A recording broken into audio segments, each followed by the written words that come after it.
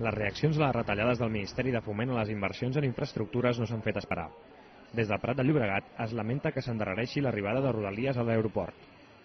Li estem restant capacitat d'atracció amb l'aeroport del Prat i, per tant, amb aquesta idea que té Catalunya i que té, crec, a l'estat espanyol, el que hauria de tindre, de potenciar els vols intercontinentals i de gran distància des de l'aeroport del Prat. A Girona, l'ajust pressupostari afectarà el desdoblament de l'autovia A2 entre Medinyà i Oriols, un tram de 3 quilòmetres que es troba en fase d'obres i que quedarà totalment empantanegat.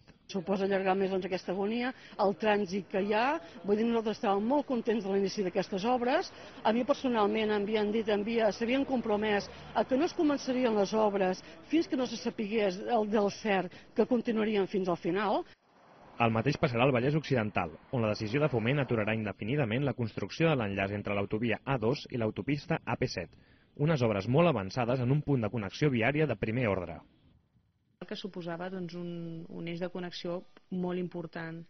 Ja no només a nivell per desplaçament personal i descongestionar altres vies de comunicació, sinó també pel teixit industrial tan important que tenim als voltants.